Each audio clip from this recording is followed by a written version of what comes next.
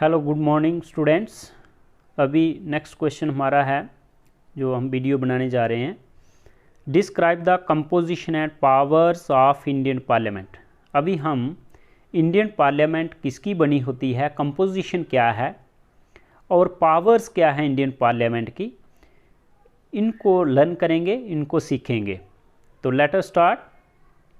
Legislature of the Indian union is called the parliament. अब जैसे मैंने पिछली वीडियो में आपको बताया था कि लेजिस्लेचर जो है इंडियन यूनियन की, उसी को पार्लियामेंट कहते हैं। It consists of the president and the two houses. जो पार्लियामेंट जो है ये किस किस की बनी है, प्रेसिडेंट की और to houses called the Rajya Sabha which is the upper house and the Lok Sabha which is the lower house. Parliament जो है वो तीन की बनी हुई है। एक तो इसमें हमारे प्रेसिडेंट हैं, राष्ट्रपति, और दो हाउसेस हैं, राज्यसभा और दूसरा है लोकसभा। राज्यसभा अपर हाउस है, लोकसभा लोअर हाउस है। पहले हम राज्यसभा की कंपोजिशन पढ़ते हैं कि राज्यसभा किस किस की बनी है। At present Rajya Sabha consists of 245 members. Rajya Sabha जो है वो 245 मेंबर प्रेजेंटली इसमें हैं, 245 मेंबरों का बना है। मैक्सिमम इसके 250 तक हो सकते हैं। Out of this 233 are elected from legislative assemblies of states. इनमें से 233 मेंबर जो हैं वो जो लेजिस्लेटिव असेंबलीज होती हैं स्टेट्स की एंड यूनियन टेरिटोरीज, वहाँ से इलेक्ट किए जाते हैं। While 12 are nominated by the Indian president from amongst distinguished people.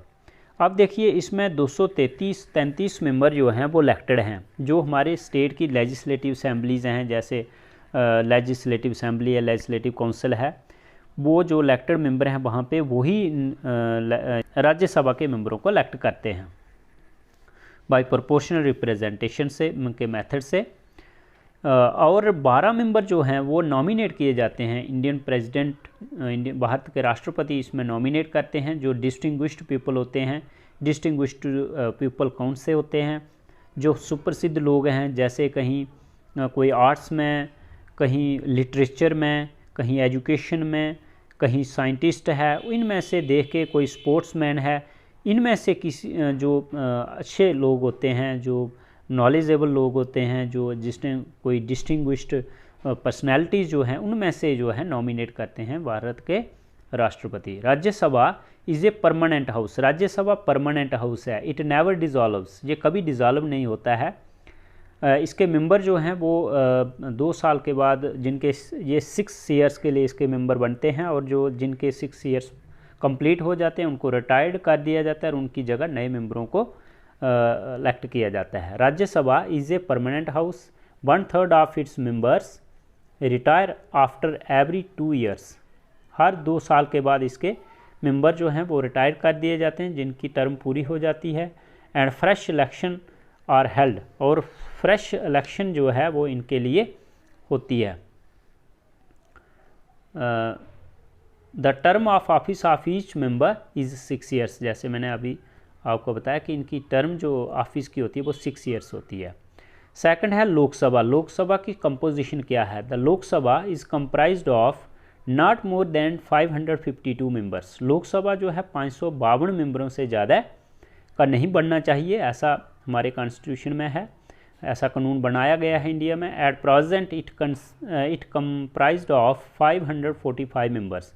लेकिन इस वक्त हमारे लोकसभा में 545 मेंबर ही हैं। 543 are directly elected by the people. अब 543 लोग जो मेंबर हैं पार्लियामेंट के, एमपीज जो हैं, वो लोग उनको डायरेक्टली इलेक्ट करती है। And 2 are nominated by the president of India from Anglo Indian members. अब 202 मेंबर जो हैं वो एंग्लो इंडियन कम्युनिटी से, एंग्लो इंडियन मेंबर्स जो हैं वो नॉमिनेट करते हैं भारत के राष्ट्रपति, भारत के president of India. Indian members, the term of Lok Sabha, ये Indian member Anglo Indian members से चुने जाते हैं। The term of Lok Sabha is 5 years.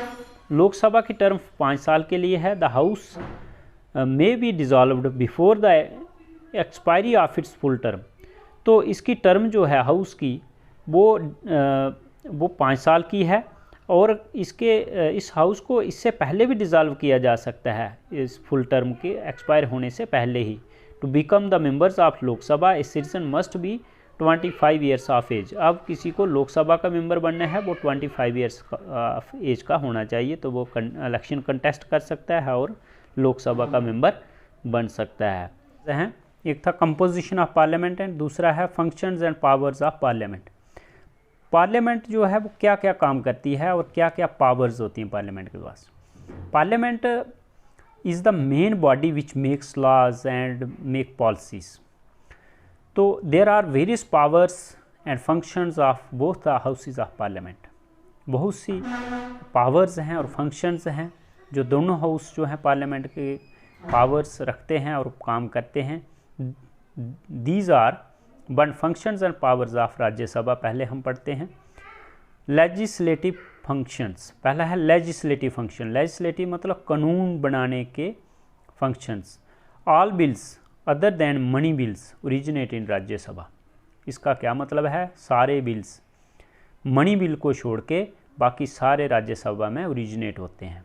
In case of A deadlock on a non money bill.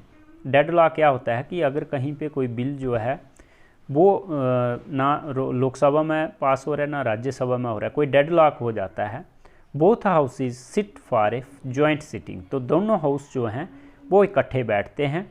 मतलब कहने का मतलब लोकसभा के मेंबर भी और राज्यसभा के मेंबर एक हाउस में बैठ के उस बिल के ऊपर डिस्कशन करते हैं और फिर उसको जो है वो पास करते हैं। तो उसमें लोकसभा को ज़्यादा फ़ायदा होता है क्योंकि लोकसभा के ज़्यादा मेंबर हैं, तो उससे लोकसभा बेनिफिट रहता है और वो अगर बिल पास करना हो। सेकंड है फाइनेंशियल पावर्स। फाइनेंशियल पावर्स क्या होती हैं? पैसे के रिलेटेड पावर्स किसकी ज़्यादा है? Financial powers. Money bills can not be introduced in Rajya Sabha. हम राज्यसभा की पावर पढ़ रहे हैं तो राज्यसभा में मनी बिल इंट्रोड्यूस नहीं हो सकता। मनी बिल के रिलेटेड क्या है? जैसे कोई टैक्स के रिलेटेड बिल है, पैसे के रिलेटेड कोई भी बिल है, किसी की सैलरी बढ़ानी है, कम करनी है, तो इस तरह का कोई बिल है तो वो राज्यसभा में इंट्रोड्यूस नहीं होता है। It is sent to Rajya Sabha after a money bill passed in the Lok Sabha. Money bill Lok Sabha में पास होने के बाद राज्यसभा में भेजा जाता है। It is sent to Rajya Sabha for its recommendations. Rajya Sabha enjoys only a delaying power of 14 days. और राज्यसभा के पास क्या पावर है मनी बिल के लिए कि 14 दिन तक उस बिल को सिर्फ डिले कर सकती है, रोक सकती है और उसके बाद उसको पास करना पड़ता है। अगर नहीं भी करे तो बिल ऑटोमेटिकली पास हो जाता है। थर्ड है कॉन्स्टिट्यूशन अमेंडमेंट पावर्स। अब कॉन्स्टिट्यूशन को अमेंडमेंट करने की पावर्स किसके राज्यसभा के पास क्या है? Constitution amendment powers. Both houses enjoys an equal power to amend the constitution. दोनों हाउसेस के पास इक्वल पावर होती हैं कॉन्स्टिट्यूशन को अमेंडमेंट करने की, कॉन्स्टिट्यूशन में कोई चेंज लाने की। Fourth, control over executive. Executive पे कंट्रोल में राज्यसभा की क्या पावर है? The Rajya Sabha exercise control over executive bye means of questions. Rajya Sabha जो है वो कंट्रोल करती है एग्जीक्यूटिव पर। वो कैसे? क्वेश्चंस करके, डिस्कशंस करके एंड डिबेट्स करके, एडजॉर्नमेंट एंड सेंश्योर मोशंस करके। तो कुछ मोशंस होते हैं ये राज्यसभा में जब लाइव सेशन चलते हैं वहाँ पे जो राज्यसभा के मेंबर होते हैं वो क्वेश्चंस पूछते हैं, डिस्कशंस करते हैं, जो डिबेट्स बहस होती है, जो एडजॉर्नमेंट मोशन होता है रखा हुआ, और सेंश्योर मोशन, ये अलग अलग मोशन से, अलग अलग तरीक़ों से वहाँ पे एग्जीक्यूटिव को कंट्रोल करने के लिए ये मेथड्स अपनाए जाते हैं। क्वेश्चन नंबर नेक्स्ट है functions and powers of Lok Sabha. Describe the powers and functions of the Lok Sabha के क्या कामकाज हैं, लोकसभा क्या करती है। लोकसभा द लेजिस्लेटिव फंक्शन, जैसे राज्यसभा के पास लेजिस्लेटिव फंक्शंस हैं इसी तरह लोकसभा के पास भी कानून बनाने की पावरें हैं। Money bills originate in the Lok Sabha, जैसे सबसे बड़ी जो राज्यसभा से भी ज़्यादा पावर जो है वो लोकसभा की है, क्योंकि कोई भी मनी बिल जो है वो लोकसभा में ओरिजिनेट होता है। If there is a deadlock on ordinary bills, अगर कोई ऑर्डनरी बिल में डेडलॉक हो जाता है, जैसे हमने राज्यसभा की पावरों में पढ़ा, both houses sit for a joint meeting, दोनों हाउस इकट्ठे बैठते हैं, जॉइंट मीटिंग करते हैं, where Lok Sabha enjoys a numerical advantage. जैसे मैंने आपको कहा कि न्यूमेरिकल फ़ायदा जो है वो लोकसभा को मिलता है क्योंकि उसकी स्ट्रेंथ ज़्यादा होती है।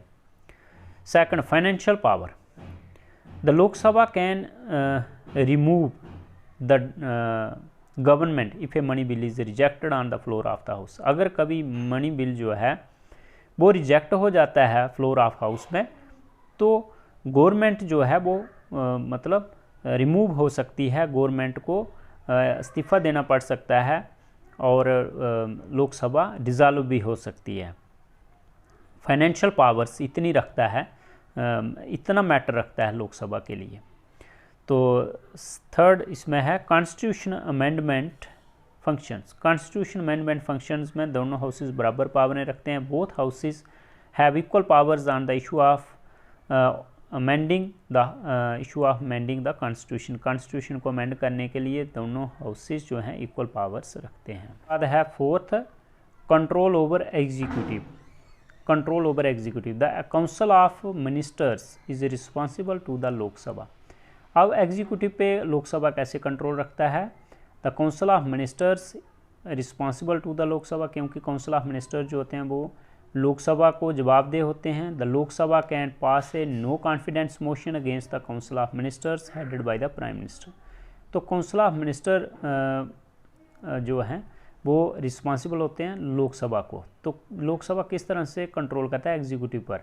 The Lok Sabha can pass a no confidence motion. Lok Sabha के पास एक पावर होती है नो कॉन्फिडेंस मोशन लाने की, मतलब गवर्नमेंट के खिलाफ वोट देने की, कि अगर वो लोकसभा के सारे मेंबर गवर्नमेंट और काउंसिल ऑफ मिनिस्टर्स जो होते हैं और even the headed by prime minister के खिलाफ नो कॉन्फिडेंस मोशन पास कर देते हैं, तो गवर्नमेंट जो है उसी वक्त जो है वो रिमूव हो सकती है, डिज़ाल्व हो सकती है। तो उसके डर से बचने के लिए लोकसभा जो है वो कंट्रोल करती है एग्जीक्यूटिव पर।